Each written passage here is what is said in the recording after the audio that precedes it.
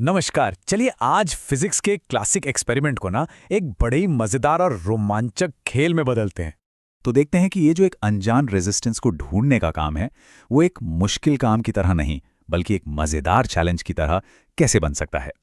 देखिए, metre bridge का जो पूरा कॉन्सेप्ट है ना, वो बस एक बहुत ही सिंपल से आइडिया पे टिका हुआ है, और वो है संतुलन। जी हाँ, सब कुछ बैलेंस करने का ही तो खेल है। अच्छा, इसको समझने का सबसे अच्छा तरीका जानते हैं क्या है? एक पुराने तराजू से इसकी तुलना करना।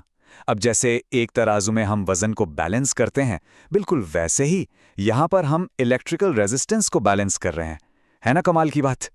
तो ये है हमारे इस खेल का गोल्डन रूल, व्हीटस्टोन ब्रिज का सिद्धांत। ये बस इतना कहता है कि जब रेजिस्टेंस का रेशियो बराबर हो जाता है तो ब्रिज बैलेंस्ड हो जाता है, और जब ऐसा होता है ना तो बीच के रास्ते से कोई करंट नहीं बहता। और इसी जीरो करंट को पकड़ने के लिए हम गैल्वेनोमीटर का इस्तेमाल करते हैं। समझिए कि ये एक सुपर सेंसिटिव करंट डिटेक्टर है। अब हर खेल के अपने खिलाड़ी और मोहरे तो होते ही हैं, तो आइए मिलते हैं हमारे इस रेजिस्टेंस वाले खेल के प्लेयर्स से। तो ये रहे हमारे गेम पीसेस। हमारा गेम बोर्ड है 1 मीटर लंबा तार। हमारा जाना पहचाना खिलाड़ी है रेजिस्टेंस बॉक्स, जिससे हम अपनी मर्जी का रेजिस्टेंस चुन सकते हैं। और हमारा मिस्ट्री प्लेयर है वो अनजान तार जिसका रेजिस्टेंस हमें ढूंढना है। हमारा पॉइंटर है जॉकी, जिसे हम तार पर स्लाइड करके बैलेंस पॉइंट खोजेंगे। और स्कोर कौन बताएगा? हमारा स्कोर बोर्ड, यानी कि गैल्वेनोमीटर। चलिए अब असली ट्रेजर हंट शुरू करते हैं। हमें खोजना है वो परफेक्ट बैलेंस पॉइंट, जिसे हम कहते हैं शून्य बिंदु। तो ये रहे ट्रेजर हंट के स्टेप्स। सबसे पहले सारे कनेक्शंस को अच्छे से चेक कर लीजिए। फिर जॉकी को तार के दोनों सिरों पर टच करके ये देख लें कि गैल्वेनोमीटर की सुई दोनों तरफ घूम रही है या नहीं। अब रेजिस्टेंस बॉक्स से कोई एक जानी पहचानी वैल्यू, मान लीजिए 2 ओहम चुन लेते हैं और जॉकी को तार पर धीरे धीरे स्लाइड करना शुरू करते हैं। और हमारी नजरें कहाँ टिकी रहेंगी? बिल्कुल गैल्वेनोमीटर। और ये है वो यूरेका मोमेंट। जिस पॉइंट पर गैल्वेनोमीटर की सुई ठीक ठीक जीरो पर आ जाए तो समझ जाइए कि आपको अपना खजाना मिल गया। यही तो है हमारा नल पॉइंट। तो जैसे ही नल पॉइंट मिले, फौरन तार की शुरुआत से उस पॉइंट तक की दूरी नाप लेनी है। इस दूरी को हम कहेंगे L।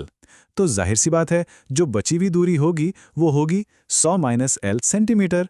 सिंपल है ना? अब जब हमें ये जीरो मिल गया है तो देखते हैं कि ये हमारे मिस्ट्री रेजिस्टेंस की वैल्यू का राज आखिर खोलता कैसे है। और ये रहा हमारा विनिंग फॉर्मूला।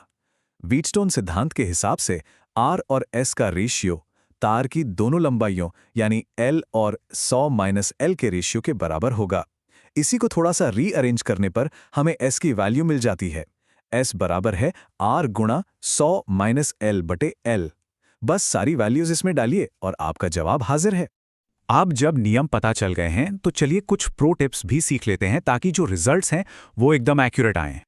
तो सबसे जरूरी प्रो टिप ये है कि कोशिश ये करनी है कि नल पॉइंट तार के बीच में आए, यानी 40 से 60 सेंटीमीटर के आसपास।